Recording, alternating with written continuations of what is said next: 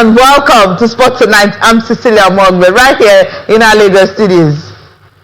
What a greetings to you wherever you are in the world watching us. In London, I'm Austin Okonakwa. Cecilia, halftime in that game between France and Senegal at the FIFA World Cup 2026. And gracious goodness, Senegal, they've been impressive. I think they've had the clearer of the chances and should have taken a 1-0 lead into the break. Ismail Assar is corporate in that. Yes, not even warning, maybe 2-0. It means 2 sitters already. So it's still goalless at halftime. Yes, it's all about the FIFA World Cup. And according to FIFA President Gianni Infantino, he says 1 million fans have already attended the games across the US, Canada, and Mexico. 1 million at the stadium, not the ones that are watching. So when we talk about that, this FIFA World Cup, 2018 World Cup is a money spinner. That's what it's turning out to be, because all the fans at the stadium, obviously, they got tickets, right? Okay, this show today is all about the FIFA World Cup and so many stories going around, especially from Tunisia to Cape Verde. History being made, not just in Tunisia, also in Cape Verde. And what's the history about Tunisia? They're becoming the first national team to sack their coach after just 1 game in any tournament. They did it at France 98. That was after 2 games. But this time it's after just 1 game. Who does that? Only Tunisia. For Cape Verde, yes, you know what it means for a goalkeeper to have 7 saves and just 1 foul, and being able to hold European champions, former world champions, to a goalless game. Cape Verde coming to the World Cup for the first time, making their debut, and also picking up a point in their very opening game. Remember, they're not even up to 600,000 in that country, about 550,000 people. That's the population in Cape Verde. For Spain, there are 50 million people. Now do the math. Okay, we're not just going to talk about the World Cup. We'll also take a look at the Federation Cup, the President Federation Cup, the quarterfinals for the women, and of course the semi-final. The fixtures will be out for you on the show tonight. Yes, it's the FIFA World Cup, and of course we are starting off with the Betano segment of the FIFA World Cup.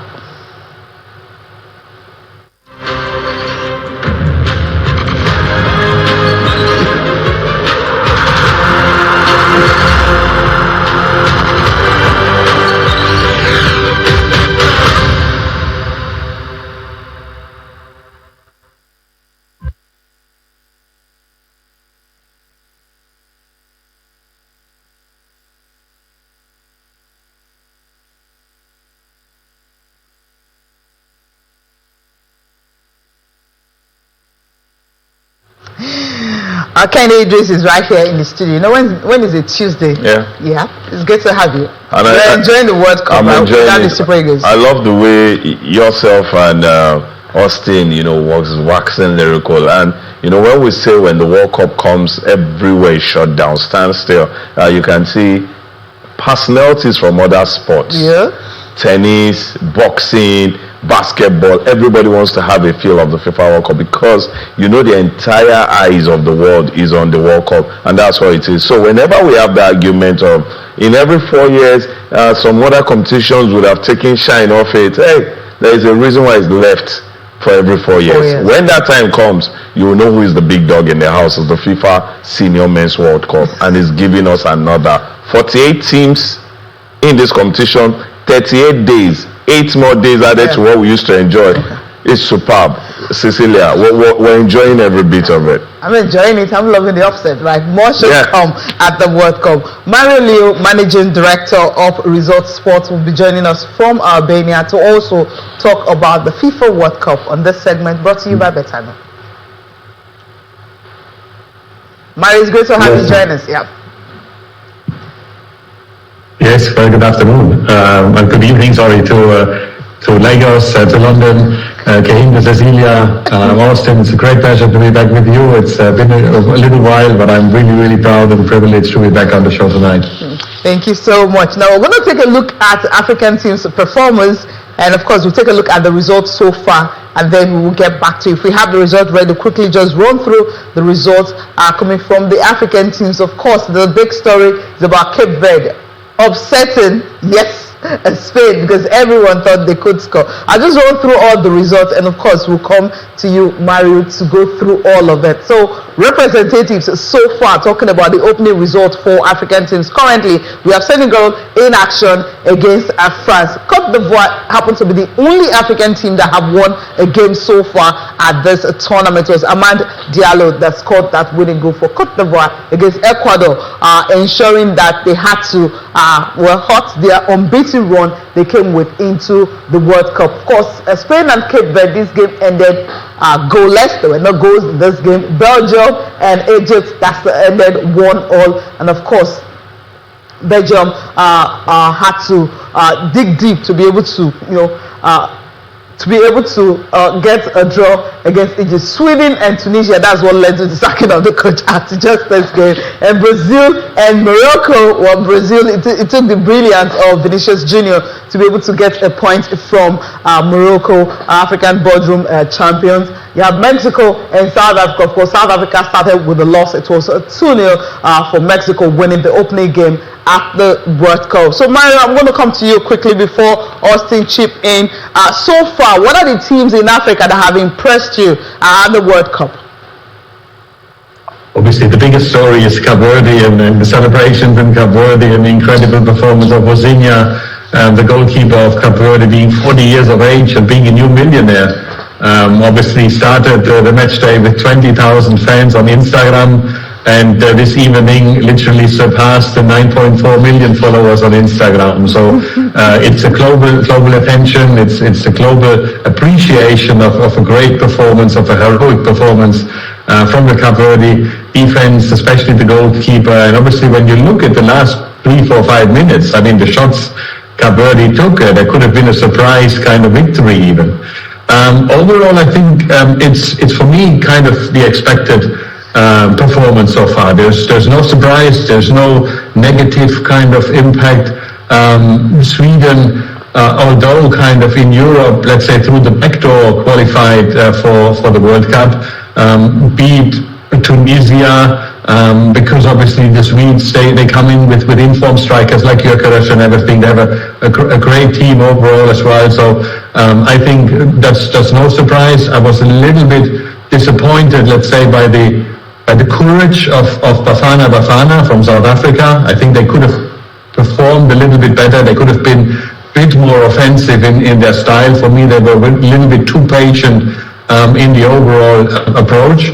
And then obviously, yes, I mean, Morocco is expected to perform very well, is expected to go very far in this tournament, and obviously drawn against Brazil, a fantastic start, and obviously there were chances to win.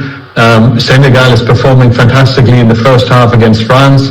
And you can see obviously that, in Europe we always say there are big teams or small teams. At the World Cup there are not. And the African teams, for me, they take the first match, like final match of the World Cup.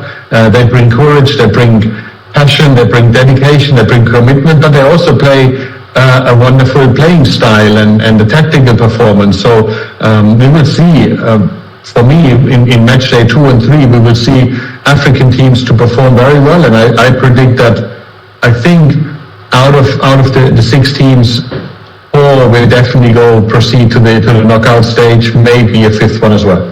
4 or 5. I know, Austin, you agree with him on that, right?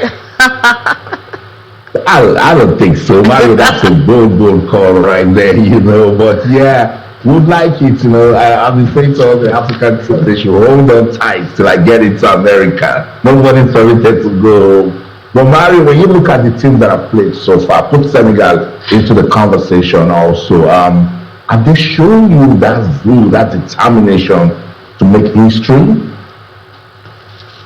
Yes, for me it certainly does, because you see there is no fear, there is respect for the opponent, but no fear. There is the ambition to make their own marks. They're pushing forward. They bring in the crosses in. They bring danger in front of the goal. And obviously, for me, this stage is set in the first half to be an upset. But it's not for an upset, because when you look at the team names of Senegal, of the players of Senegal, they played at the best teams in the world.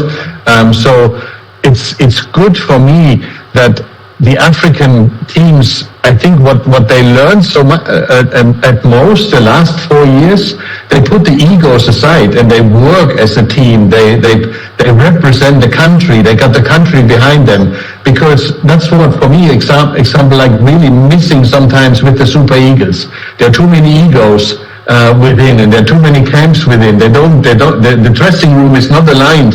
And Senegal has learned that very smartly. Morocco has done very smartly in this team effort, that a team of 11 players across 90 minutes can beat every opponent. There should be no fear. There should be always respect. But look at the strength. That's the key. And look at the confidence. That's the key. And that's what I see, especially with Cote d'Ivoire in their match winning, because Ahmad, obviously, they didn't give up. They scored the goal late, the winning goal late, because they were pushing forward. Cape Verde, yes, they defended 85 minutes against Spain, but the last 10 minutes they seized the opportunity to push forward. Even though everybody was tired and exhausted, because when you run behind the ball and the opponent is passing and has possession of 70, 80, 90%, you always need to run behind. You always need to close the gaps. You always need to make room or narrow the room down. So that's very, very exhausting. But Cape Verde, at the moments when they saw the opportunity, they pushed forward. And that's, for me, very, very great to see. And that's why I'm positive and hopeful that we will see many African teams going into the knockout stage. Don't forget, Austin, 8 of the third place teams go forward. So they might all proceed as third place, but there is a big chance, because goal difference does matter. When you look at the German game, beating Curaçao 7-1, Germany is already qualified for the knockout stage after match day 1 because of the goal difference, because there is no other team. Yeah, with that, I know what a World Cup, of surprises, of upset drama, and we've not even concluded match day 1 fully, but I love it. I just stay right there, Mario. Let me go to Kende Idris. Kende Idris, I've got 3 teams. I've got Morocco, I've got Cote d'Ivoire, and Cape Verde. Which of these teams have got your respect? I think Cape Verde, with the way they played Spain, I think, we use this term packing up balls, playing defensive game. Some people always think it's one of the easiest style of play. You just sit behind. You need to keep your concentration 100%. And whenever you have the chance to pull forward, you have to be, very sharp with that. And we saw for every time they move forward. In fact, they looked deadlier than Spain, who was possessing the ball, almost all through the game. And that was what they brought, As much as I love what Morocco did against Brazil, I saw that Cape Verde with a very slick. Brazil, for me, has not done anything. In fact, they are below par. If I'm to rate teams yet in this World Cup, Brazil will not enter my top 20, but Spain will be there. Really? They possess the ball, they move it around. It took a lot for Cape Verde, to compete with that. And then, after keeping your concentration, the moment you have a little chance to move forward, you just have to make it, count. And like I said, they look even deadlier when they move forward than even Spain, who are holding the ball. But I want to add something quickly too. Talking about what the African teams have done, barring Tunisia and also South Africa. For South Africa, I just think a little bit of indiscipline, cost them that game, not the way they played. I feel the Africans have gotten to the point where you have to use your strength at the world stage. And what is our strength? We are a very physical people. We are a very powerful people. And if you go out there, play Europeans in an European style, they will beat you to their game. You want to pass around, you want to be physical. Go with your own strength and you'll get it. South Americans every day, all day, will go with the flair, and everybody uses their strength to achieve whatever it is, because that's what they play every day. Africans seem like they are learning that. And if you see teams, look at Egypt, still not that world stage team, as much as they are very big in Africa, because so many times, they want to play like Europeans and all that. But look at the teams who tend to go in, with their physicality, the African style, the Senegal, you see them, being triumphant at world stage. And maybe if we start to think about, being a team, but also using your strengths as an African, will start to shock the world. shocking the world. We're waiting for that shock. Austin got 3. Well, I've got 1, and I won't say it. Okay, talking about a team that they made history qualifying for the World Cup. How did they make the history? They scored 22 goals, did not concede any. Out of 30 points at stake, they got 28. And then the coach leading them to the Nations Cup, talking about Sami Chebelsi, he was fired because he got to the round of 16. And now you got a new coach in January to lead the team to the World Cup. Build up to the World Cup. He lost to Austria by a lone goal. He lost to Belgium by 5 goals to nothing. The only team he has beaten in 5 games he has played so far, he won just 1, and that was against Haiti. And now he's fired. So for the first time in the history of the World Cup, you're having a team coming into the World Cup, firing their coach after just 1 game. Talking about Sabri Lamouchi. So that decision now has sparked a lot of reaction. Hervé Renard has been called upon to take charge of the Tunisian team through the remaining games they will be having at the FIFA World Cup. But it's not going to make it easy for them because there's Netherlands, there's also Japan, right, in that group. I'm going to come to you, Mario. What do you make of this, and how much impact will Renard have to be able to take this squad, maybe get into the round of 32, because I'm sure maybe that's where Tunisia will just dream to be after that wonderful performance all through the qualifiers for the World Cup without losing a game or even conceding at all. Yeah, Cecile, it's obviously shocking news, and obviously there is a political power play behind the scenes mandatory for this, because obviously you don't send a coach out there with the team and fire him after the first match, because obviously there must be some incidents on the backside. There must be some political power on the backside, because obviously that's not the normal way. And for us, or for me personally, I think then you have to make this cut right before the tournament. Now it looks very unprofessional for a federation perspective.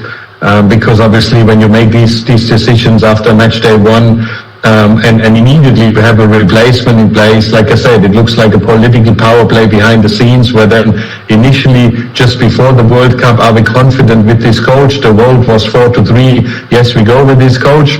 And then you get a shocking result on match day 1, and then obviously the vote internally swings to 5-2 against the coach. And you replace him right away with another one. Of course, I mean, the first thing what the new coach has to do, he has got to talk to the players, because losing 5-1 is a disaster. It's very frustrating for the national team, so you have to do everything possible to bring up their spirit, to bring their unity, to bring their power, and obviously make an impact. I expect 4 or 5 changes from the first team, from the first match to the second game, because every coach obviously has a different plan and a different attitude. I don't expect the 11 the same 11 players just to, let's say, repair their mess from game 1.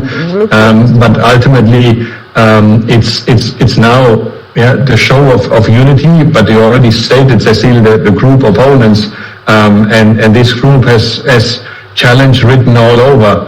And it looks like, that's why I said 5 out of 6 for me. Tunisia is definitely the only one team, unfortunately, which will travel home after the group. I see Bafana possibly recovering because of the group opponents not being the strongest. And when you look at Bafana playing Paraguay or so, there is a chance to get a point, to win a game, and then obviously you're back in the race. While Tunisia playing the Netherlands and then playing Japan, that's an impossible mission, and anything of a good result would surprise me.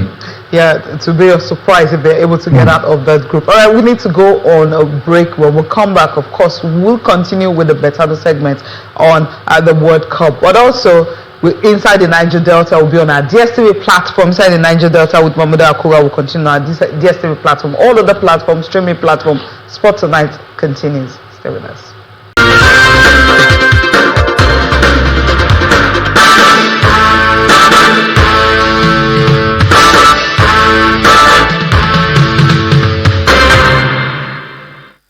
Austin, I believe you listened to Mario talking about some of the decisions that Lamunchome had made, and some of those decisions people have talked about.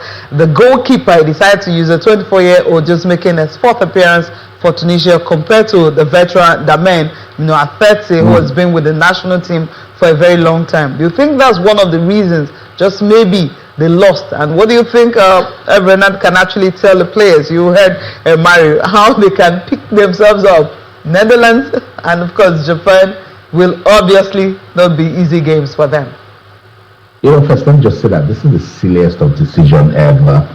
When FA boards come out and make it seem like understand everything other than managing federations is so senseless. Preparing for the World Cup, it was Paul Put, former coach of Burkina Faso, and then coach of what team did he take to Uganda. He was speaking to me, said sometimes it takes close to 10 to 15 years to prepare for the World Cup, irrespective of what has happened. Said they were disgruntled. They were disgruntled about that I think 4-5-0 loss to Belgium in their final warm-up match, and that was when they started talking to the coach. Anyhow, they went on with that mood, and then they lost woefully to Sweden. You cannot now bring in rivalry. This is the World Cup. It's actually the biggest football project in the world. What happened? What is Tunisia trying to tell me? That they wanted to win the World Cup? Is it that they thought they would win the World Cup? They just wanted to rubbish Sabria. They've done that now, and unfortunately, nobody's going to talk to that incompetent board to say, what have you guys done, to put Tunisian football at this stage? I will stay with even his assistants. Stay with what you've been building as a country. You're bringing this guy now to come and do what? That is going to let Tunisia to win the World Cup. It's silly. That's all I can say, Kende Angels. I don't know, but best wishes to Tunisia. They're one team that I thought, could, just get us talking, be part of that large number if we want to see Africa in the round of 16. But now I'm saying no. It's like they should just start getting ready to go back home. I actually get you, Austin, but there is this saying, better late than never. This one is not a case of better late. Do it early. We are at a World Cup where third place teams, 8 of them, can still make it to the round of 32. I think we should put that into consideration. After that first game, 5-1 loss to Sweden. Sweden is not so special a team, and you're losing 5-1. I think it bets a whole lot of thinking, a whole lot of looking into the team, and I think they had to sit down. The administrators took that decision that let us nip it right now and let's move forward. If the next 2 games they can get points, I think they are also looking at, we don't want to be first in this group, we don't want to be second, but we should be thinking about third. And then when we get into the World Cup, thinking about making third place, and then we already lose the first game 5-1.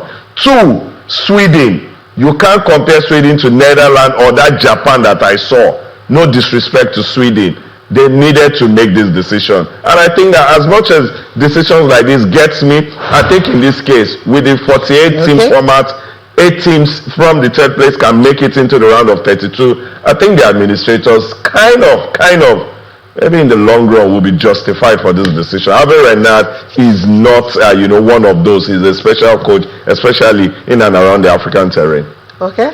I think he beat Argentina, when he was coach of Saudi Arabia in the 2022 FIFA World Cup. Just maybe that's the reason he has been called to bail them out when the World Cup, impossible.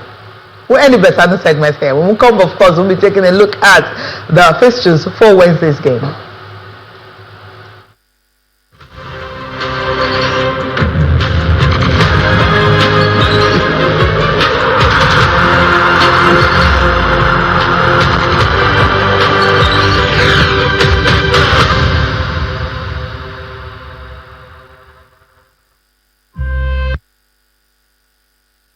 With Group J, that's where we have Argentina and Algeria. This game is 2 a.m. and of course it's Nigerian time.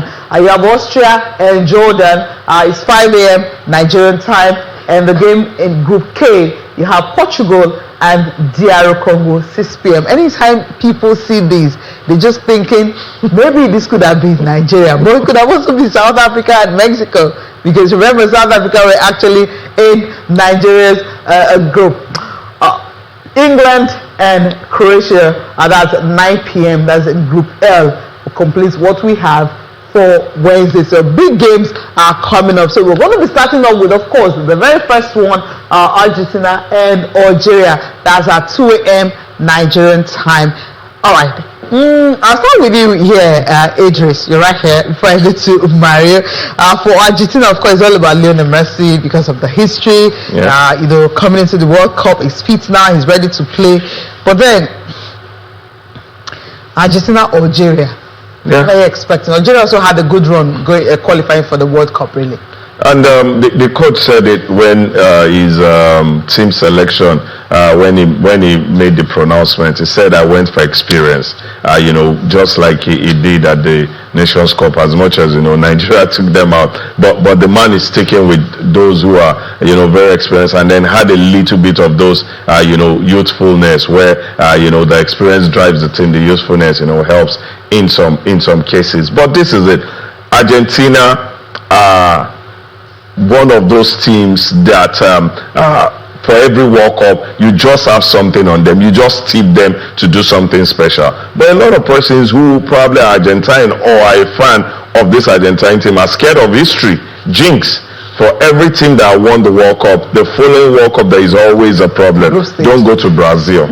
don't go to Brazil. There is always a problem after that, and I think maybe that might be that might happen. And then watching France in the first game again, in the first half against Senegal, I'm seeing top teams yet not pulling their weight the way it should be. In fact, the Germany, they had to do it in the second half. Like, they came in the second half and said, no, we shouldn't let this trend go, because Curacao really did have some very good time in the first half. So I'm scared for Argentina. And then I've got a little soft for Algeria. The Africans, I'm African, so I want to see every African team find a way to just make statements at the world level. But this is Argentina's first game. They remember 2022, Saudi Arabia shocking them. In another case, they might not have qualified in the group stage, if that Mexico game didn't favor them, in the second game of the World Cup. So they don't want to start on that note. So I'm seeing Argentina doing something special, but the jinx on one side worries me. Then also my soft for Algeria, who is an African team, also got me thinking. I just want to see a good game. Mario, do you think Algeria have actually done enough, to get the kind of accolades it's giving them, and they were up against Argentina sentimental accolades, into the World Cup? That's not the team you want to face in your opening game, the champions. Well, to be honest, I would love to face them in the first game, because obviously there are 24 players, 11 players being fielded. There are 13, 14, 15 players on the bench being frustrated not to represent their country, and everything needs to find themselves. I mean, Kasim just talked about Germany. When you look into the match Germany versus Curacao, the hydration break, after 20 minutes, 25 minutes, saved Germany, because there were 2-3 tactical alignments by Julian Nagelsmann, and then Germany kind of found a little bit more balance in the game, and obviously before the half or before the break could take a lead. So and Morocco was the better team in the game against Brazil. Senegal played a fantastic first half against France. Why shouldn't Algeria get into the match brilliantly against Argentina? The only thing what you need to avoid is just to concede a goal after 10 or 15 minutes, because then it's becoming really, really difficult against such an experienced squad of the Argentinian national team, and obviously the reigning world champion. So this is what to avoid. And then when you find your way into the game, when you fought your opponents, when the opponents respect you, there is always a chance to balance the game, to win the game. But obviously, again, it will be a game of passion, commitment, power from Africa, especially North African teams, versus one of the biggest world giants, we call them. But again, in the match, anything can happen. Interesting. Austin, okay, you want to chip in here quickly. Will you give me updates what's going on with France and Senegal? I want to know this call. I'm watching it, I don't know, but now it's France 1, Senegal 0. It's the first splitting pass. So Michael only said to Mbappe, I think Captain Koulibaly should have done enough to mark Mbappe. Mbappe got it one time and he struck it beyond Mendy. So France 1, Senegal 0. Well, that's a good one for France. Sometimes it's just good to see the big teams, coming up and playing so well. Now, let's leave Algeria and quickly talk about what's going to happen in the game between Portugal and DR Congo. We are waiting for that.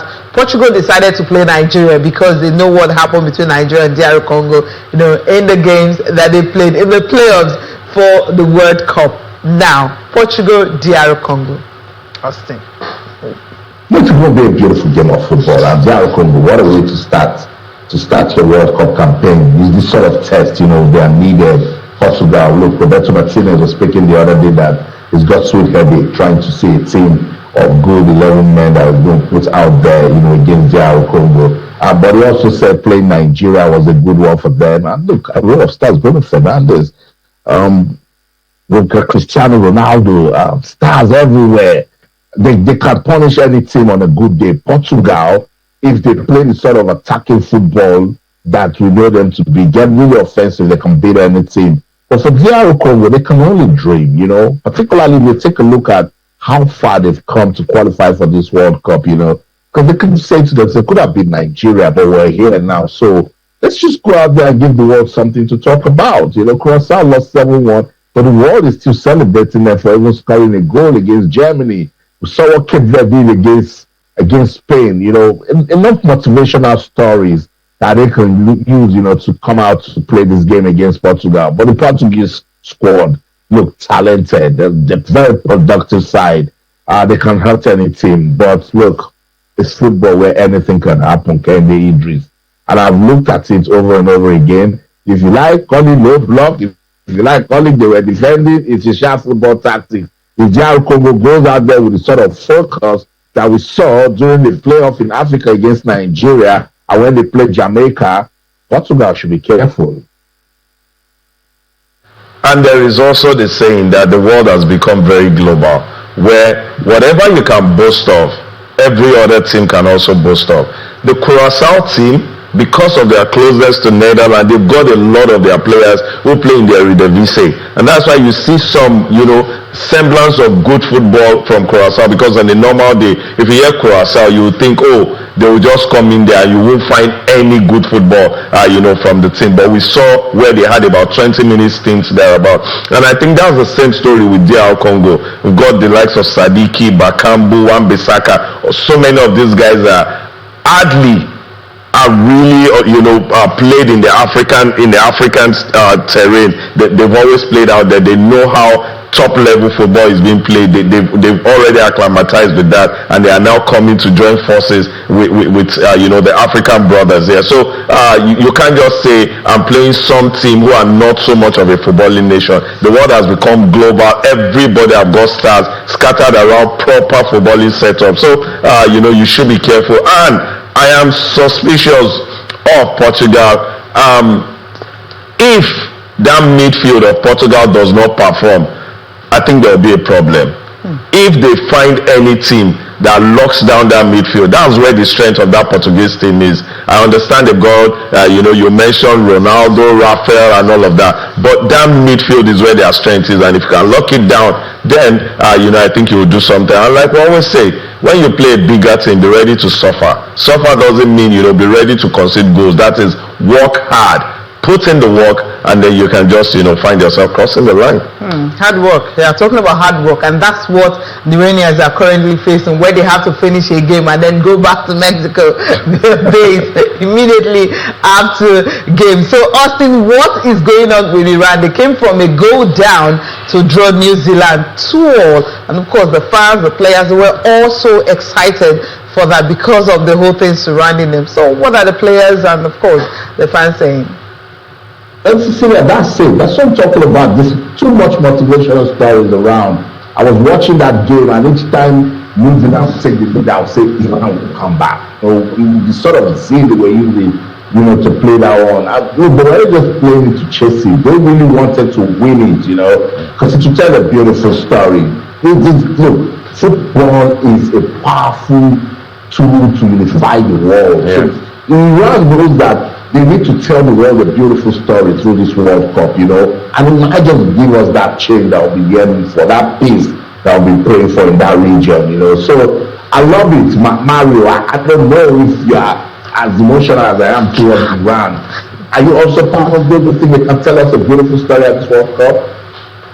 Yeah, no, absolutely. I'm completely with you. I'm sympathetic with you. And honestly, I mean, my biggest hope is that Iran will be group second and in the USA will be group second, because in the knockout stage then we will see USA playing Iran. And then maybe get a politician visit from the man in the White House coming to watch the game. So this is kind of a match made kind of in heaven. But obviously, talking to that, obviously, I've listened, watched many of the interviews of the Iranian captain, that the team was forced late at night to travel back to Tijuana, not being able to rest at night, not being able to have a regeneration morning and day in the US. They had to come back, and obviously that's a disadvantage for regeneration, because yes, it is the World Cup. But don't underestimate the amount of travel, the distance you have to travel, the time zones you have to compensate and to cover to be on your level best. And regeneration of top stars and athletes is something we discussed already at the show previously, where we had like 85 matches for the year. Is that too much? Is that too little? But obviously now, in a span of 10 days, 15 days with the group stage, you have to compensate a lot of miles, a lot of air miles, and regeneration is one important thing. And the Iranian captain obviously was complaining heavily that this night of extra sleep and extra regeneration is not given to the Iranians, and he feels that the Iranians are the most disadvantaged team so far, even though, which was quite interesting to learn, Gianni Infantino visited the team after the match in the dressing room and congratulated them. So is there kind of a negative or bad feeling from FIFA that he needs to turn up personally in the dressing room? I don't want to make another kind of media story or headline about it, but it feels like a little bit awkward, Austin. Yeah, it is. Let's take a listen to the captain you just mentioned, what he had to say concerning what they've been going through, and also wanting FIFA to actually come in and help them out so they can have a smooth running, peaceful World Cup. It's supposed to be training in tomorrow morning, recovery, then we leave to Tijuana, but we have to leave the Los Angeles right now, and it's not good for us, I think it's not good for the football, because in World Cup you have to preparation good for the next game, because which is a lot of stress for the players and staffs and everyone, but we don't have that support, and I think FIFA can have to help us more than this, because we don't have our media, we don't have our president of federation, we don't have vice president, and no one, some staff also, and which is so important for us. It doesn't have any communication with the FIFA and for the players. As you see, our analyzer, for example, have to come here doing the job of the media, and everything is like disaster actually for us. It's not the right thing. We just tired of this situation, because from the 2 months ago, last month, we having a lot of problems, and it's so bad, and it affect our team, and we just want the peace, which is the sentence of the FIFA. Don't want nothing more except peace. Hopefully, Infantino visited them after their game against New Zealand. Will do something about that so that the Iranian teams can have a very, very smooth and peaceful World Cup. Let's leave Iran. You want to react quickly to Iranian team? I wish them all the very best. Okay, all the very best. Hopefully football wins. We've got reactions coming from the fans, after watching their game, after watching the team play, because before the build-up to the World Cup was all about can they or they not. But finally, they played their opening game against New Zealand. Let's take a listen to them. How excited they are playing at the FIFA World Cup in the USA, the Sophie Stadium. Great, and I think that the both teams did pretty good. I thought New Zealand would be a little stronger, but I think they did good. It was like a kind of confusing because we are actually Iranian, but we are not supporting regime. That's why. So we have a different flag to we didn't know we have to cheer which team, Iran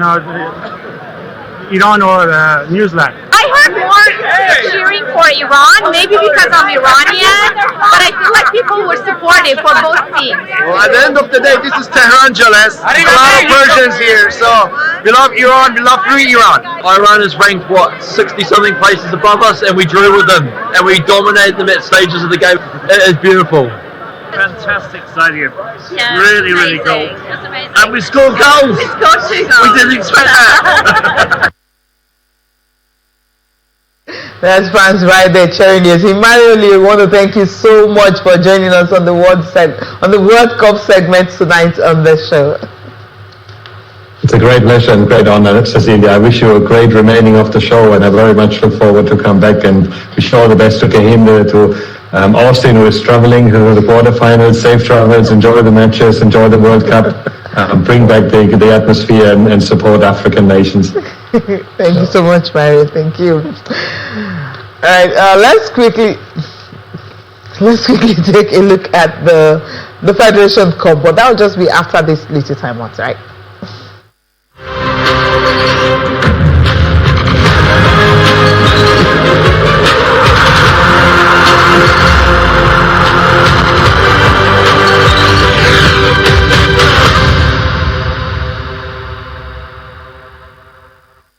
Let's take a look at the President's Federation Cup, the men's semi-finals fixtures. It's Economy Warriors and Wiki Tourists. You have Nasarawa United and Ikorodu City. So the winner will definitely get a slot at the Confederation Cup, CAF Confederations Cup. For the women, you have Rivers Angels and FC Robo. Edo Queens as the champions of NWFL up against Nasarawa Amazons, the only team they lost to in the Super Season was concluded on Sunday. Sunshine Queens and Confluence Queens will also be in action on Thursday's game. You have Heartland Queens and Ibom Angels. I will wrap up the quarterfinals for the women, talking about the President's Federation Cup. So Austin, which of these teams are you going as we close the show? Which of these teams are you going for as we close the show? I like all the teams, Cecilia. Yeah. I like, going the way out. Isn't going that. First, let me say that I'm shocked you and Kennedy didn't come for me that I said a team from Group B will win the end of Exactly.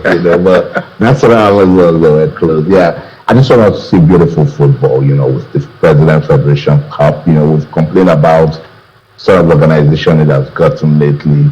I just hope that when the football starts, we will, see reasons to, dot the I's, cross the T's, make our football look good, be it the league, be it competition, particularly when the women are playing. Let's make it the beautiful game that it is. That's the show. It's still France 1, Senegal 0 in London. I'm Austin Okonak, and in everything we do, remember, we're talking sports bites. Well, African champions on the field. I hope they're able to win it. All right, Kenny Idris, thank you so much for joining us on the show. Or you want to chip in on the Federation Cup? Yeah, We're smiling. Yeah, I wish Nasarawa Amazons, I think they've been amazing all season long. I think if they win this, it will be good crowning. And for the men, representation, probably Ikorodu City, who fought hard, all through, the season, probably will be fourth, representative of Nigeria on the continent. So, those are I know the reason why you keep picking Ikorodu City. Well, thank you so much for joining me on the show Amazons. It's good to be here. Thank you so much for watching. I'm Cecilia Omogbe. Have a good night rest.